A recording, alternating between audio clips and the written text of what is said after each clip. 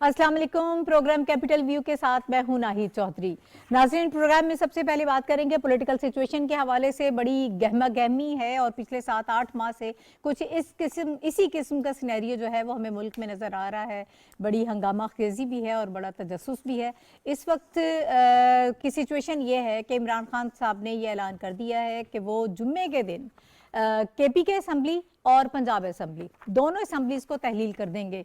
इससे पहले वो डेट उन्होंने जब अनाउंस की तो ये कहा जा रहा था कि शायद कुछ लोग एक्सपेक्ट भी कर रहे थे कि वो साथ ही असम्बलीज को तहलील कर दें, लेकिन उन्होंने जुम्मे का दिन का टाइम दिया। यानी जब उन्होंने ऐलान किया हफ्ते के रोज़ से जुम्मे तक के 5-6 दिन जो है वो उन्होंने दरमियान में ये विंडो रखी है। अब ये विंडो किस लिए रखी है, उन्होंने उस वक्त फौरी तौर पर असम्बलीज तहलील क्यों नहीं कर दी, ये भी एक बड़ा क्वेश्चन मार्क है। इसके अंदर ज़रूर कोई ऐसी चीज़ होगी, वो चाहते हैं शायद कि कुछ मामलात जो हैं बेहतर हो जाएं, लेकिन वो मामलात किस तरह से बेहतर हो सकते हैं?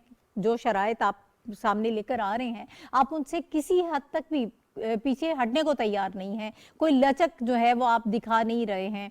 उसके बाद से जो सिलसिला जब आगे बढ़ रहा है, बहुत सी मुलाकातें भी हो रही हैं। वज़ीर आज़म साहब से चौधरी शुजा साहब की भी मुलाकात हुई है और जरदारी साहब की भी मुलाकात हुई है। PDM का इजलास भी हुआ है। चीज़ें आगे बढ़ रही हैं, लेकिन फ़िलहाल जो खबरें आ रही हैं उसके मुताबिक ये बताया जा रहा है कि अदम एतमाद लाने की जो ऑप्शन है फ़िलहाल उसको रोक दिया गया है कि परवेज़ इलाही साहब के खिलाफ अदम एतमाद नहीं लाई जारी।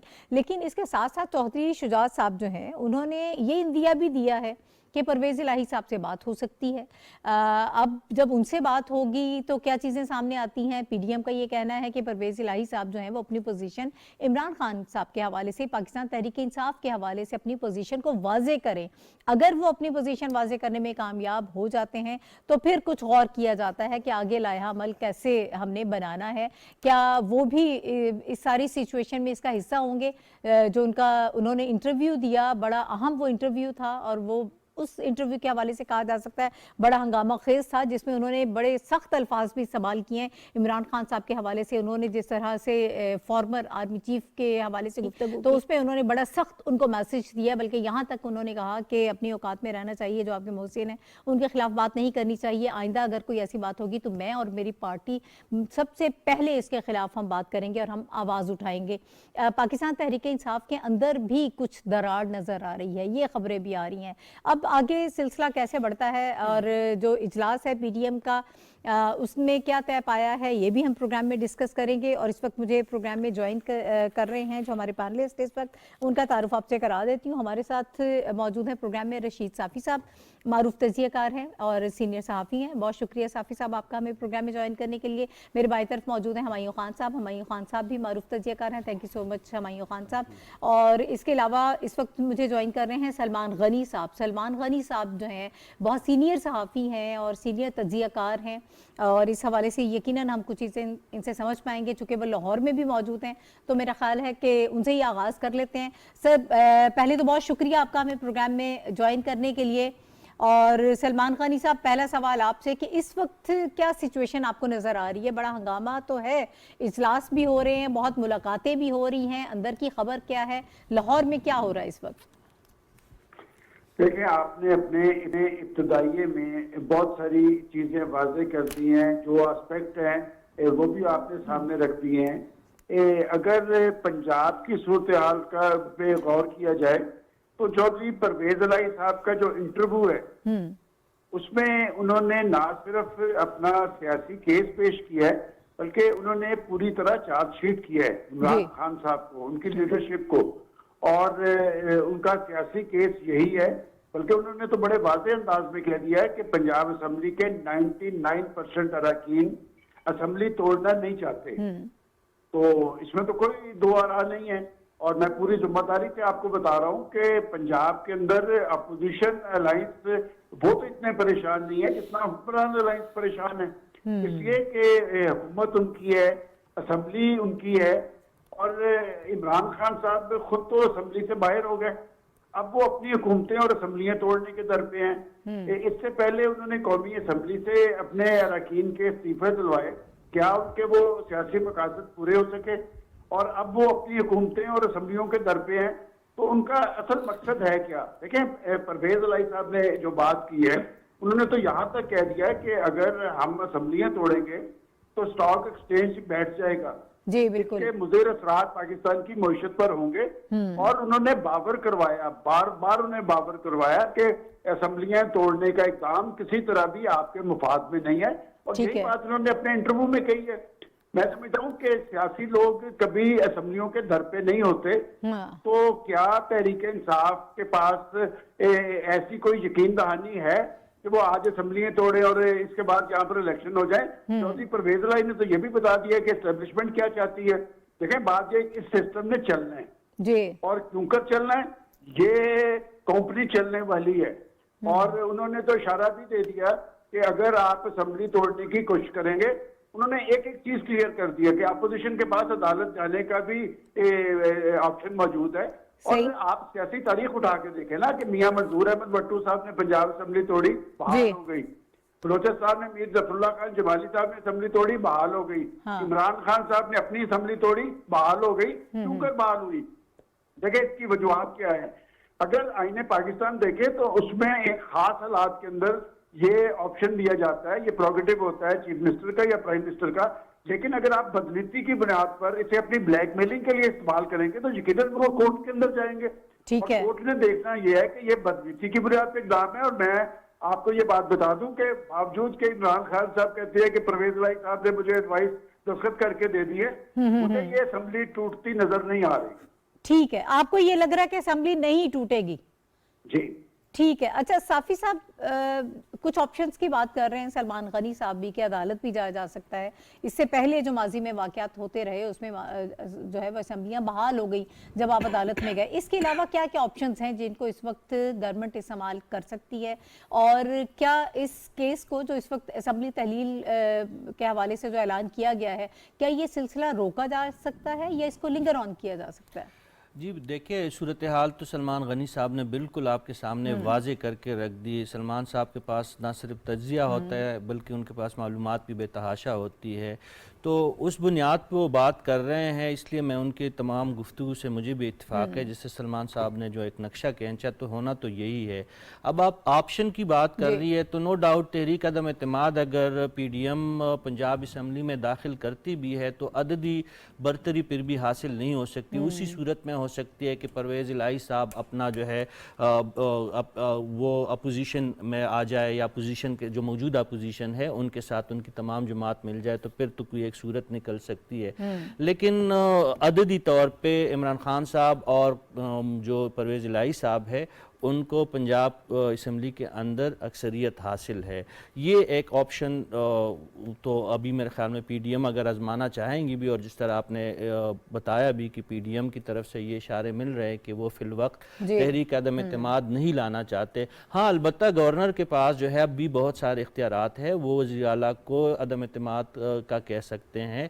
और जिस तरह इमरान खान साहब बार बार कह रहे हैं कि असम्बलियाँ तोड़ना उनका जो है एक आईनी हक है, तो इसी तरह गवर्नर राज का ऑप्शन जो है वो भी आईन पाकिस्तान में दर्ज है। गर्चे उसमें बहुत सारे मसाइल है, लेकिन अगर हुकूमत चाहे तो इस प्रोसेस को डिले करने के हवाले से जो मरकज में हुकूमत है, प्रोसेस को डिले करने में बहुत सारे उनके पास ऑप्शन है। आप जानती है कि लाहौर हाई कोर्ट से एक शहरी नामदार अली साहब ने ऑलरेडी रिजू कर लिया है और उन्होंने ये दरख्वास्त दे दी है कि जो असम्बलियाँ तोड़ने की जो दरख्वास्त जो एक ऐलान है 23 दिसंबर को, वो इमरान खान साहब अपने ज़ाती सियासी फ़ायदे के लिए उनकी एक कोशिश है और वो जो है अवाम के मफाद से उसका टकराव है। अब देखना यह है कि उस दरख्वास्त की कोई सुनवाई होती है कि नहीं। अभी बहुत सारे मराहल है, गवर्नर हाउस का किरदार है, उसके बाद इलेक्शन कमीशन का किरदार भी आ सकता है, उसके बीच में जो है अदालतें मौजूद है। और सलमान गनी साहब ने बहुत वजह तौर पर इशारे की, माजी में जिन जिन सियासतदानों ने असम्बलियाँ तोड़ी है अदालतों ने उनको बहाल किया है। और ये बात तो बिल्कुल ही आया है कि इमरान खान साहब का मकसद इस वक्त वाहिद मकसद है कि वो पाकिस्तानी सियासत को इंतशार का शिकार करना चाहते हैं। वो शोरश बर्पा करके अपनी सियासत की डूबती हुई कश्ती को बचाना चाहते हैं। और ये जो है ये इदारों के सामने, अदालतों के सामने भी ये हकीकत वाज़े है। तो हुकूमत सोच समझ के कदम उठा रही है, मरकजी हुकूमत जो है PDM। और आप जानती है कि वज़ीर आज़म साहब ने आज भी मॉडल टाउन में अपने जो जुमाती साथी है उनके साथ भी मुलाकातें की है, इजलास हुआ है इजलास बड़ा, हुआ हाँ है। जी बिल्कुल। चौधरी शुजात साहब से उनकी मुलाकातें हुई है। बिलावल हाउस लाहौर में भी सरगर्मियां जारी है। तो पीडीएम हाथ पे हाथ दरे रख के नहीं बैठी है, उनका सही भी है। अपनी सियासी एक हिकमत अमली है।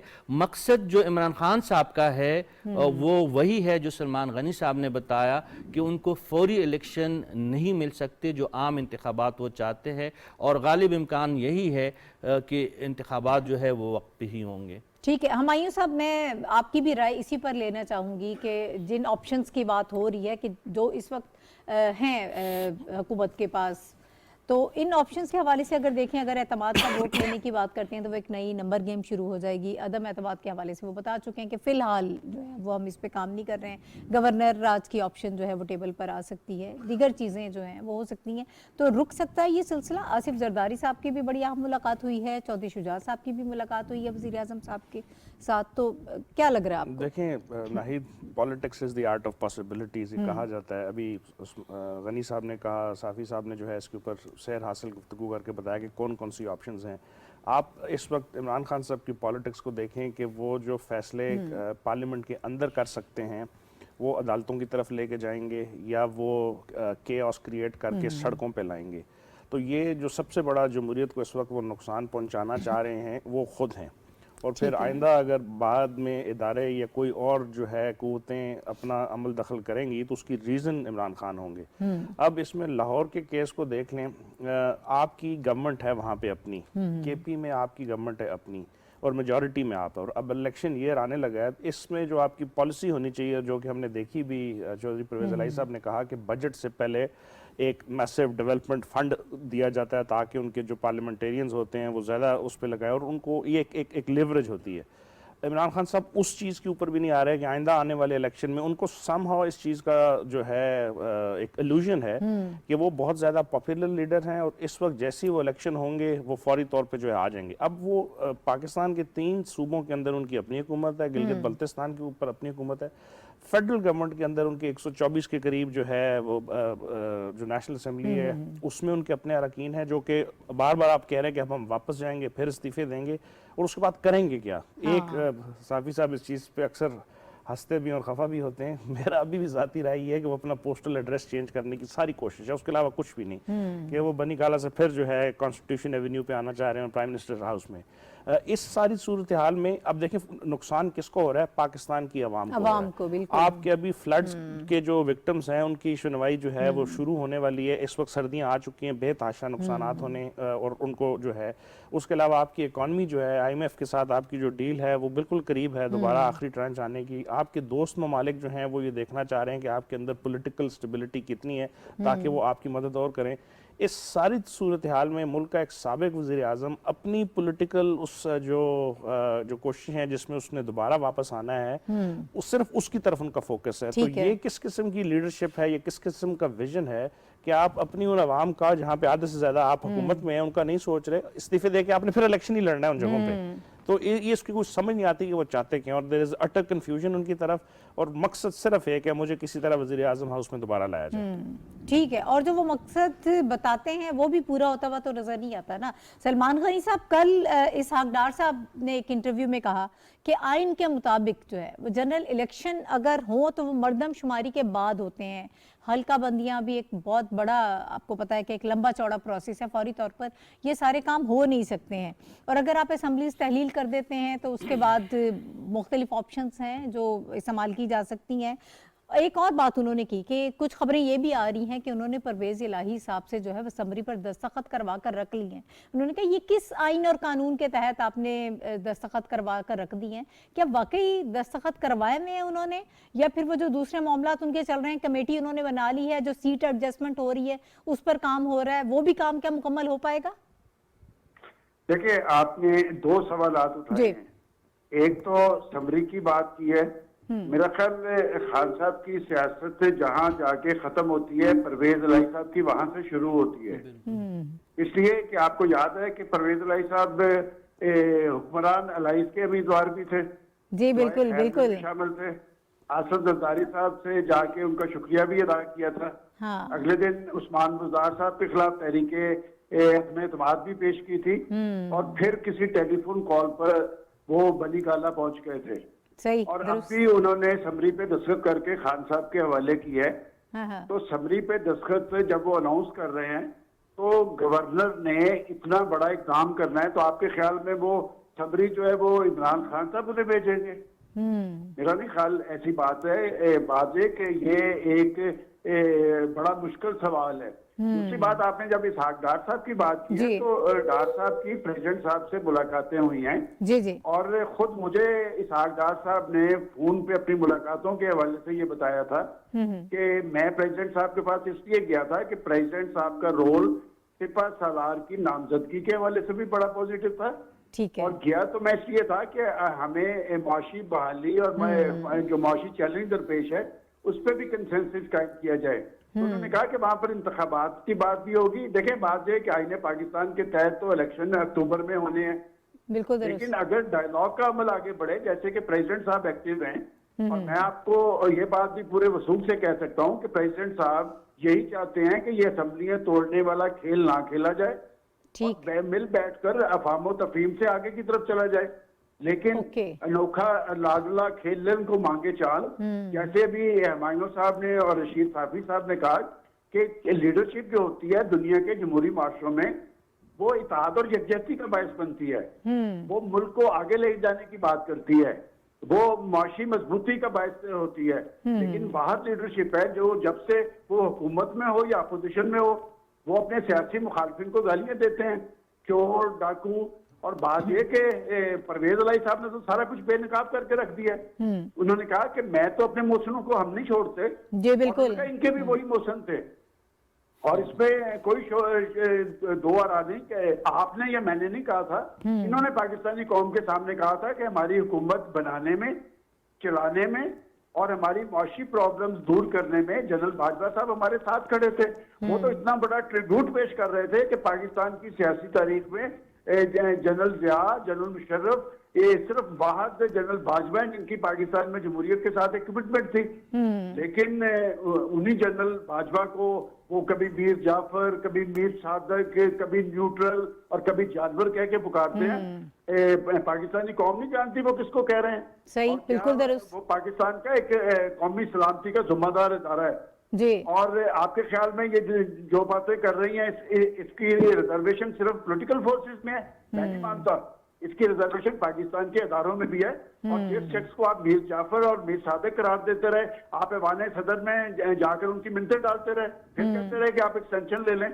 बात है कि इस तरह मामला चला नहीं करते। ये जो मकबूलियत का है ना, ये भी एक वक्त होता है। आज से 6 माह पहले मुझे याद है कि जब सेनेट के इलेक्शन हो रहे थे तो PMLN की टिकट बिकती थी। सही। कितने लोगों ने मरियम नवाज के कहने पे वोट दे दिया। तो ये भी सारी वक्ती चीजें हैं। मैं समझता हूँ इमरान खान साहब को अपने तर्ज अमल में मेच्योरिटी लानी चाहिए। ठीक है। मैं उनकी मकबूलियत को तस्लीम करता हूँ, लेकिन उनकी मकबूलियत का मतलब ये नहीं कि वो रियासत से पाकिस्तान से बालातर है।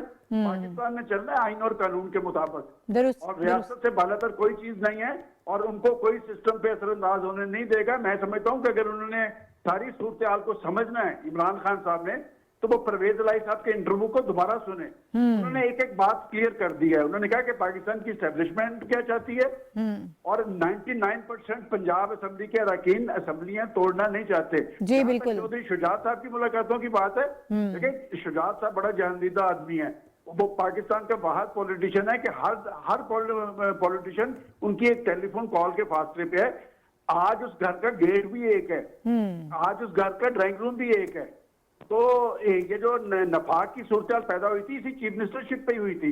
और मैं समझता हूँ कि एक ही गेट हो, एक ही ड्राइंग रूम हो, एक ही घर हो, तो ये मामला भी तभी रफा होंगे कि मसले का कोई सियासी हल निकाला जाए। ठीक है। इमरान खान साहब के जो अज़ाइम है वो मुझे पूरे होते नजर नहीं आ रहे।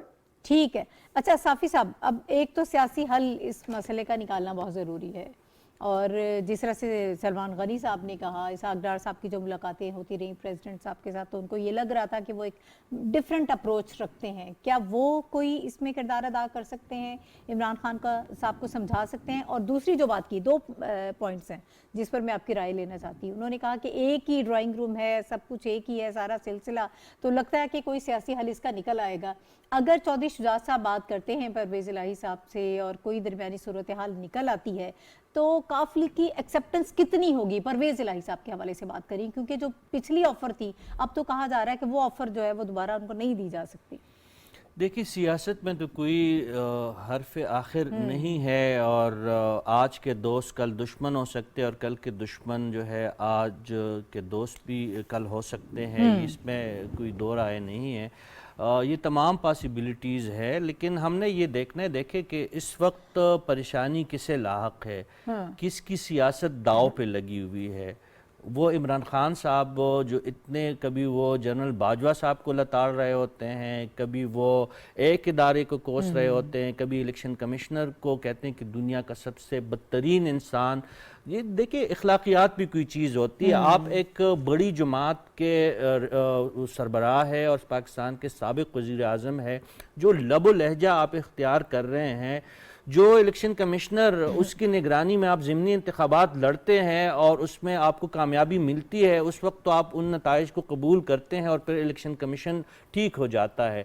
लेकिन जब आपको आने वाले दिनों में इलेक्शन कमीशन ने, आप जानती हैं कि इमरान खान साहब की इस वक्त जो वो बिलबिला रहे हैं और जो चीख व पुकार उनकी है, एक तो उनको असम्बलियाँ जो तोड़ने का ऐलान है वो उनके गले पड़ चुका है, और आने वाले दिनों में ये दिसंबर का महीना उनके लिए बहुत भारी है। इलेक्शन कमीशन ने उनके खिलाफ जो है फौजदारी मुकदमात का आगाज़ कर दिया है, और अदालत ने कई चीज़ों में, आप जानती है कि इस्लामाबाद हाई कोर्ट में उनकी जो मैं ज़ाती ज़िंदगी के बारे में किसी के हवाले से मुझे ये बात कतअन पसंद नहीं होती कि मैं किसी की ज़ाती ज़िंदगी के बारे में बात करूँ, लेकिन अदालती मामलात है। इमरान खान साहब को अपनी ज़ाती ज़िंदगी के बारे में भी आने वाले दिनों में वजाहत अदालतों के अंदर देनी पड़ेगी। जो तोशाखाना केस है वो भी उनके सर जो है गले पड़ चुका है। तो इस वक्त खान साहब डिस्प्रेशन में आके वो हर इंतहाई कदम उठाने के लिए वो हमें आमादा नज़र आते हैं। लेकिन इन तमाम सूरत हाल से खान साहब के सामने निकलने का एक ही रास्ता है कि वो उन्हें बैठना पड़ेगा। हम कई दफ़ा इस फोरम पे भी कह चुके हैं, जहाँ जहाँ पे बात करने का हमें मौका मिलता है, यही बात हम कर रहे हैं कि खान साहब को अपनी सरकशी जो है, अपना चंचलपन जो है, उसको तर्क करके एक मैच्योर सियासतदान की तरह नवाज शरीफ साहब, शहबाज शरीफ साहब, मौलाना फजल रहमान साहब, जरदारी साहब, इन लोगों के साथ उन्हें बैठना पड़ेगा। अब वो ज़माने गए कि वो इदारे इनके लिए सब चीज़ें किया करते थे। वो जनरल बाजवा अब नहीं रहे कि इनका ख़जाना भी वो भरते रहें, इनकी जो पार्लियामान में खाली सीटें हैं वो भी वो भरते रहें, इनके बिले पार्लियामान के अंदर वो भी वो पास करते रहें, और नैब को भी इनके मकसद के लिए इस्तेमाल करते रहे। अब वो ज़माना नहीं है। खान साहब ने अगर सियासत की अपनी सियासत को आगे बढ़ाना है तो वो उन्होंने मुज़ाकरात के टेबल पे आना होगा, वरना जो उनकी रही सही जो सियासत है उसका भी जनाजा निकल जाएगा। ठीक है। अच्छा, हुमायूं साहब, परवेज़ इलाही साहब ने कल जो इंटरव्यू दिया, उसमें क्या मैसेज आपको नज़र आता है स्पेसिफिकली इमरान खान साहब के लिए? क्योंकि उसके बाद जो बहस छिड़ी उसमें ये भी कहा गया कि ये गैर फितरी इत्तेहाद था इमरान खान साहब का और परवेज़ इलाही साहब का। लगता नहीं है कि ये इत्तेहाद बहुत आगे तक चले। मोनिस इलाही साहब ने ज़रा थोड़ा सा वो कोशिश की कि एक ट्वीट कर दिया, पता चले नहीं जी हम इकट्ठे हैं। और दूसरा एक बड़ी अहम चीज़ ये है कि ख़ुद जो सख्त बयानियाँ लेकर इमरान खान साहब चल रहे हैं, उनकी पार्टी भी लगता नहीं है कि अब वो उसके साथ स्टैंड करेगी, वहाँ भी दरार नजर आ रही है। काफ लीग को अगर आप देखें एज ए पॉलिटिकल पार्टी, वो बड़े अरसे से उसने अपना एक पोजीशन रखी है, एटलीस्ट पंजाब के अंदर और फिर फेडरल के अंदर भी कुछ जगहों पे। इस वक्त भी अगर आप देखें तो 10 सीटों के साथ अगर वो चीफ मिनिस्टर बने हैं तो एक बहुत बड़ा पॉलिटिकल एक्यूमेन उनका होगा। और ये अभी सलमान गनी साहब ने बड़ी इंटरेस्टिंग बात की कि वो जिस वक्त बन रहे थे वो हर पार्टी के कैंडिडेट थे, वो अपोजिशन के भी कैंडिडेट थे और वो गवर्नमेंट के भी कैंडिडेट थे। तो इस सारी सिचुएशन में उन्होंने बहुत गेन किया वैसे। गेन, खैर ये तो पोजीशन अगर उन्होंने ले ली ठीक है। अब एज ए पॉलिटिकल पार्टी उन्होंने अपना फ्यूचर भी आगे देखना है कि आइंदा आने वाले इलेक्शंस में क्या होगा। हम पिछले दिनों कुछ रिपोर्ट्स देख रहे थे जिसमें उन्होंने पीटीआई के साथ कहा कि हमें तकरीबन 31 सीट्स चाहिए, लेकिन हम लड़ेंगे जो है अपने इंतखाबी निशान पर, और उनके साथ बहस ये हो रही थी कि आप एक पॉलिटिकल अलायंस बना के पीटीआई में शामिल हो जाए। तो वो अपनी पॉलिटिकल एंटिटी बरकरार रखना चाहते हैं, जिससे ये इनका जो रिसेंट इंटरव्यू है उसने भी बहुत ज़्यादा चीज़ें वाज़ेह कर दी कि वो अगर कोई भी जो इकदाम उठाएंगे आइंदा आने वाला, उसमें वो देखेंगे कि काफ लीग ने आइंदा आने वाले इलेक्शन में काफ लीग ही रहना है और काफ लीग की तरह इलेक्शन लड़ना है। तो मेरा ख्याल है वो तो उन्होंने बहुत हद तक वाज़ेह कर दिया। और फिर साफी साहब ने जो कहा कि पॉलिटिक्स में कुछ भी हो सकता है, कल के दोस्त आज के जो है वो आज के दोस्त कल के दुश्मन भी हो सकते हैं और उल्टा भी, तो वो किसी तरह दूसरी तरफ भी जा सकते हैं और अपनी जो काफ लीग ने अपनी पॉलिटिकल एंटिटी बरकरार रखनी है, that is their main purpose. तो उसके साथ मेरा ख्याल है वो करेंगे। और मुनिस सलाई साहब की ट्वीट का आप जिक्र करिए, मुनिस सलाई साहब ही शायद एक वो वजह थे शुरू में जब इन दो खानदानों में थोड़ी सी फूट पड़ी थी चौधरी शुजात साहब और परवेज इलाही साहब में, और वो मुनिस साहब चाहते थे कि वो किसी तरह ज्यादा ऊपर आ जाएं। तो मेरा ख्याल है फिलहाल उनको ज्यादा ज़ेर बहस ना लाया जाए। चौधरी परवेज इलाही और चौधरी शुजात जो हैं वो मेन डिसीजन मेकर हैं इस फैमिली के, और यही कोई फैसला कर सकते हैं और आइंदा आने वाले दिनों में कोई बात हो सकती है। अच्छा, सलमान गनी साहब सर अपनी राय दीजिएगा। ये भी कहा जा रहा है कि हो सकता है कि 23 दिसंबर से पहले ही परवेज इलाही साहब मुस्ताफी हो जाएं। सर ऐसी भी कोई इत्तलात आपके पास हैं, ऐसा हो सकता है? देखिए, जिस तरह मैं ये कहता हूँ कि परवेज इलाही साहब असेंबली नहीं तोड़ेंगे, इस तरह मैं ये बात की जो मेरी असेसमेंट है कि वो मुस्ताफी नहीं होंगे, ये सियासी हल का जरिया बनेंगे। देखिए, अभी जैसे हमायूं साहब ने कहा कि शुजात साहब और परवेज इलाही उस खानदान का बड़ा जो है वो चौधरी शुजात हुसैन है। और पिछले दिनों मैं चीफ मिनिस्टर पंजाब से मिला तो मैंने कहा कि हम तो इस घर में जब आते हैं तो चौधरी शुजात हुसैन से मिलते हैं, तो बड़े कहते मैं आपकी भी मुलाकात करवा देता हूँ। मेरी मौजूदगी में उन्होंने टेलीफोन पे बात की, उन्होंने कहा कि इस तरह सलमान गनी मेरे पास आए हुए हैं, तो चौधरी शुजात साहब ने कहा कि तुसी भी आ जाओ और उन्होंने भी ले आओ, तो वो एक ही घर है। देखिए, बात ये निफाक क्यों पैदा हुआ और सियासी मुखालफिन पाकिस्तान के अंदर सियासत इसलिए मजबूत नहीं हुई कि हमारे सियासी लीडर जो है वो सियासी तर्जुमा इख्तियार नहीं करते, और खास तौर पे एक माइंडसेट जो पिछले एक दहाई से आया है जी। तो मैं ना मानूं वाली सूरत हाल है कि जब आप इलेक्शन में आ जाएं और आपके लिए सब कुछ किया जाए, आपके लिए फट्टे भी लगे, सीढ़ियां भी लगे, महकमा ज़राअत भी हरकत में आए, तो वो इलेक्शन तो ठीक है। और जो कोई दूसरा जीत जाए वो आप तस्लीम करने से इनकारी हैं और आप धरना सियासत करें और आप लॉन्ग मार्च करें। मेरा ख्याल ये सिलसिला चलने वाला नहीं है। ठीक है। पाकिस्तान के अरकान असेंबली जो है ना, देखें जो लोग नाव पे सवार होते हैं उन्हें डूबने की ज्यादा फिक्र होती है। खान साहब की कोई चीज दाव पे नहीं लगी हुई। इस वक्त अरकान असेंबली ये सोच रहे हैं, वो तो ये चाहेंगे कि हमारा घर बचे। सही है, बिल्कुल दुरुस्त। जैसे मैंने आपको पहले बताया, आप इस हफ्ते देख नहीं रहे कि आधे आधे सफे के ऐड लग रहे हैं कि पंजाब में 726 अरब रुपए का डेवलपमेंट बजट है, वो कितना खर्च करना है। ये चाहते हैं कि ये घर चले जाए। और बात यह कि अरकान असेंबली ने अपने हल्कों में जाना है, उन्होंने इंतखाबात लड़ने हैं। और आप देख लें, जैसे चौधरी साहब ने जो बात कही है, मैं भी ये बात कह रहा हूँ कि उनका हर रुकने असेंबली ये चाहता है कि असेंबली ना टूटी जाए, लेकिन अगर आगे की तरफ बढ़ना है एक ऑप्शन ऐसा है जिसमें कबल वक्त इंतखाबात मुमकिन हो सकते हैं, डायलॉग है। देखिए, दुनिया के जमहूरी बातों में कोई ये ऐसी बात नहीं होती कि कबल वक्त इंतखाबात ना हो, मिड टर्म इलेक्शन होते हैं, लेकिन ये डायलॉग के लिए बैठना पड़ेगा। अगर कोई एक शख्स ये समझता है कि सिर्फ उसकी बुनियाद पर रियासत के मामला चलेंगे तो ऐसे नहीं होगा, वो रियासत से बालातर नहीं है।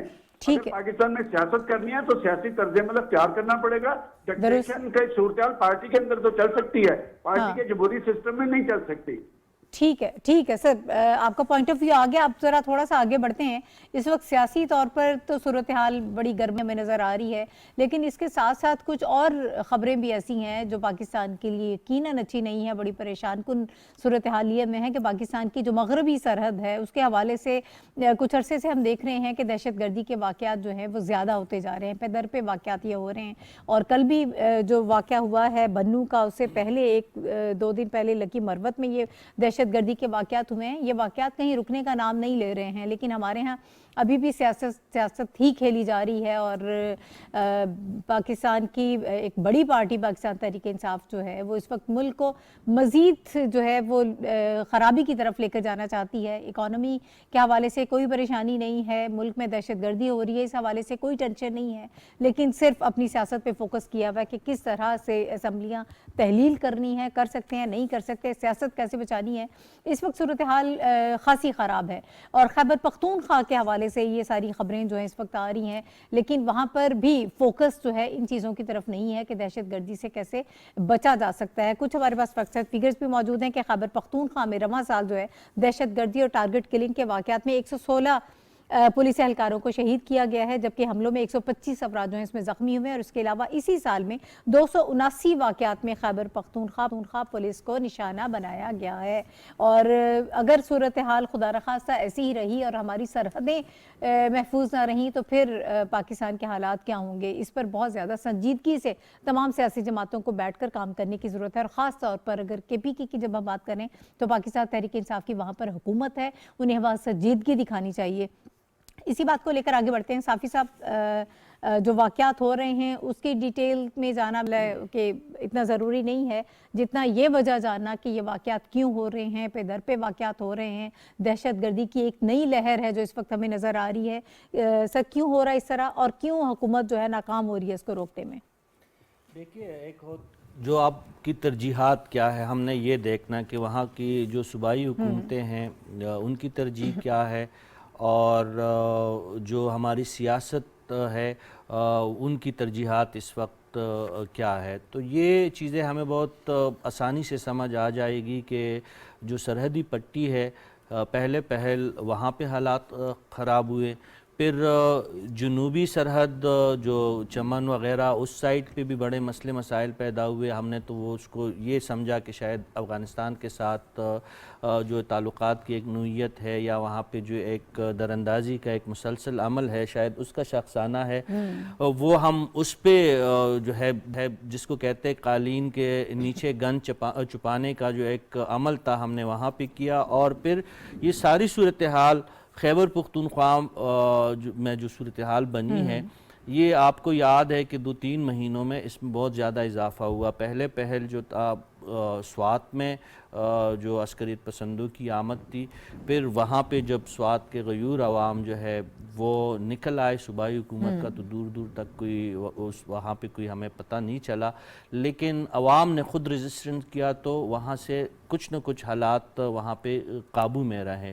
लेकिन अब जो ये जनूबी अजला में खैबर पख्तूनख्वा के जनूबी अजला में जो कुछ हो रहा है, रक्की मरवत में जिस तरह चौकी पे एहलकार करके 4 पुलिस एहलकारों को शहीद किया गया और बहुत 3-4 और जो है उनको भी गोलियां लगी, और बनू का जो वाक़या है CTD पुलिस स्टेशन पे जो मुबैना अटैक है उस पे सरकारी मौक़िफ़ ये एक है और जो आज़ाद ज़राए है वो कुछ और हमें बता रहे, लेकिन सूरत हाल इंतहाई तशवीशनाक है। और इसमें देखिए, हम ये नहीं कहते कि जो वफाकी इदारे हैं या जो कानून नाफिज करने वाले इदारे हैं वो इस पूरे सूरत हाल में किसी सूरत बरी ज़िम्मा नहीं है, लेकिन सिक्योरिटी की बुनियादी ज़िम्मेदारी सूबों की होती है।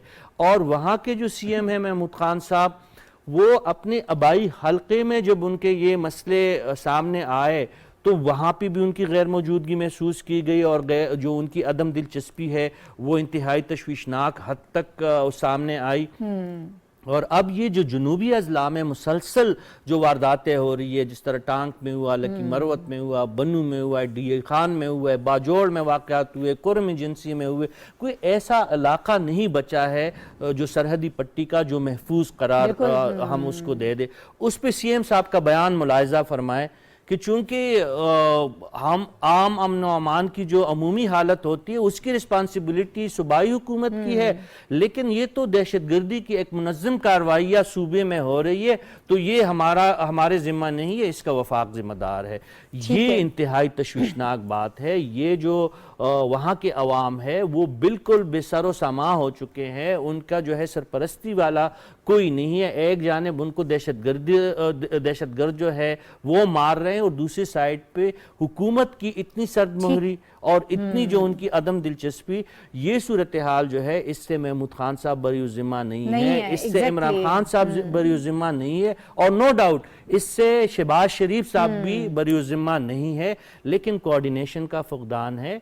और अवाम जो है उस स्पेशली जो सरहदी पट्टी है, जुनूब की हो या मगरिब की हो, वो वहाँ के अवाम इस वक्त टोटली दहशतगर्दों के रहमो करम पे हैं। ठीक है, अच्छा इसी बात पे पॉइंट ऑफ व्यू ले लेते हैं। ब्रिगेडियर रिटायर्ड अमीर मोहम्मद बरकी साहब ने इस वक्त अभी ज्वाइन किया है, दिफाई तजियाकार हैं। Thank you so much sir for joining us. सबसे पहले तो मैं यही आपसे जानना चाहूँगी कि आप कितनी तशवीशनाक सूरत हाल आपको ये लग रही है, ये एक जो नई दहशतगर्दी की लहर इस वक्त हम देख रहे हैं, खैबर पख्तूनख्वा और बलूचिस्तान में भी दहशतगर्दी के वाक़यात ये हो रहे हैं, सूबाई हुकूमतों की जिम्मेदारी कितनी इसमें देखते हैं। फिर बिलावल भुट्टो जरदारी साहब ने पिछले दिनों एक इंटरव्यू दिया गैर मुल्की मीडिया को, उन्होंने कहा कि हम नहीं चाहते, नो डाउट कि हम अफगानिस्तान को दहशतगर्दी का इलाकाई मरकज बनता हुआ नहीं देखना चाहते, इसके लिए हमें मिल बैठ कर काम करना होगा। क्या ऑप्शन है हमारे पास, मिल बैठ कर कुछ हो सकता है, कोई हिकमत अमली तय हो सकती है? Thank you very much. मेरा सलाम तमाम पार्टिसिपेंट्स को। इसको ये जो अभी एक नई लेयर आई हुई है, इसको एक स्ट्रेटेजिक पैराडाइम में देखना चाहिए। अफगानिस्तान के हालात बदले लास्ट 1 ईयर। लोग जो वहाँ पे मुख्तलिफ कंट्रीज के लोग वहाँ पे थे, हॉस्टाइल इंटेलिजेंस एजेंसीज काम कर रही थी, और काबुल को it was known as epicentre of terrorism, एक फोकल बना हुआ था। वो एक खामोश पैराडाइम में चला गया। फिर यहाँ पे हमारे इंटरनल पॉलिटिकल हालात और स्ट्रेटेजिक हालात तो बदलते नजर आए। रशिया, यूक्रेन, चाइना, इंडिया के और टर्की के हालात जब बदलते हैं तो डेफिनेटली जो स्लीपिंग एलिमेंट्स होते हैं वो एक्टिव हो जाते हैं, उसका फायदा उठाना शुरू कर देते हैं। लेकिन एक बात है कि it is not a threat to the state, it is an irritant, it is a disruptive force.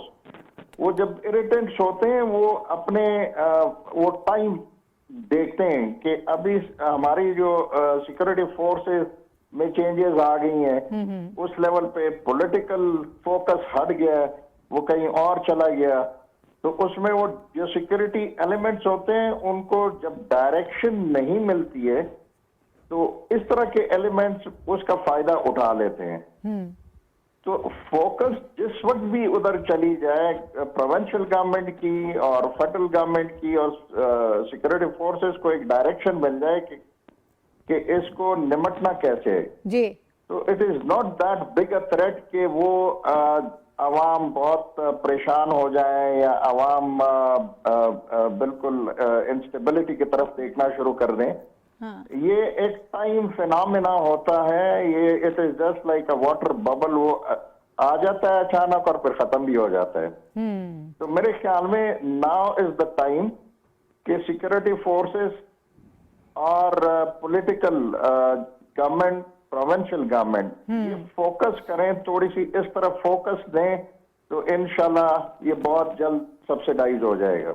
ठीक है। अच्छा हुमायूं साहब, आप अपनी राय दीजिएगा। वज़ीर आला खैबर पख्तूनख्वा तो ये कहते हैं कि ये जिम्मेदारी जो है वफाकी हुकूमत की है, यानी सूबाई हुकूमत से वो अपने सर से ये सारी बला उतारने की कोशिश कर रहे हैं कि वो इसको संभालें। लेकिन दूसरी तरफ अफगानिस्तान की तरफ देखें, वहाँ भी सूरत हाल कुछ ऐसी ही है।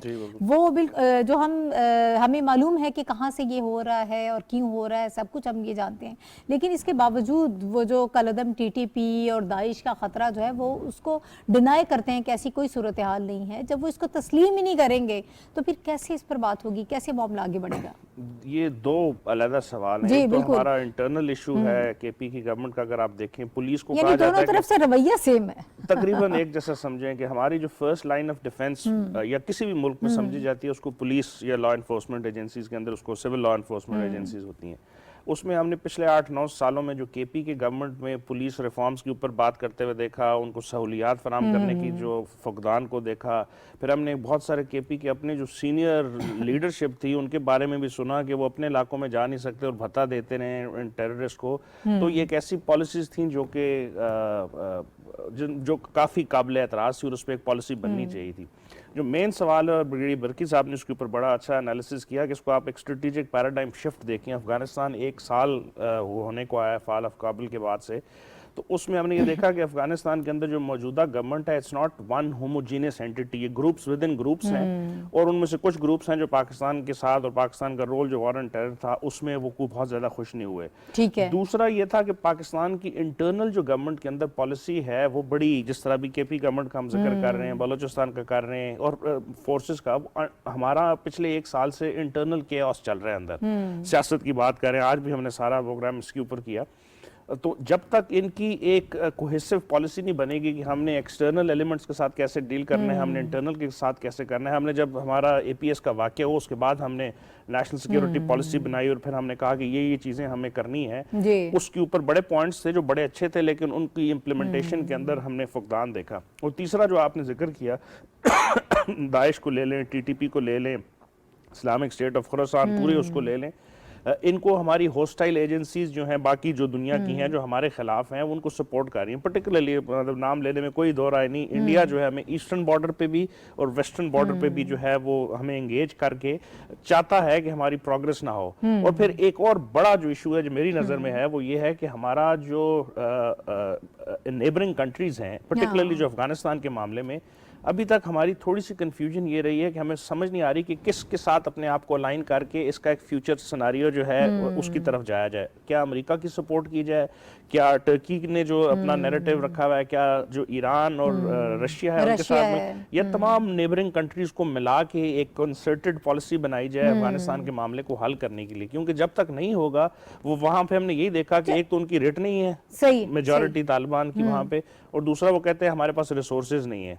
कभी वो जिम्मेदारी किस पे डालें? अफगान तालिबान किस हद तक जिम्मेदार हैं इस सारी सिचुएशन के जो पाकिस्तान में हो रहा है? और वो हमेशा एक बयान तो आ जाता है, मेरा ख्याल है कि हम इस्तेमाल नहीं करने देंगे अपनी सरजमीन, लेकिन फिर वही होता है। ये दोहा एग्रीमेंट का हिस्सा था बाय द वे जो उनका इंटरनेशनल कम्युनिटी के साथ हुआ कि अपनी सरजमीन को इस्तेमाल नहीं करने देंगे, लेकिन फिर वो अपनी रीजनिंग भी देते हैं कि हमारा बैंकिंग सिस्टम बंद किया हुआ है, हमें बजटिंग के अंदर इश्यूज है। खत्म हो गया है बिल्कुल हुमायूं साहब, इसको जरूर हम डिस्कस करेंगे दोबारा।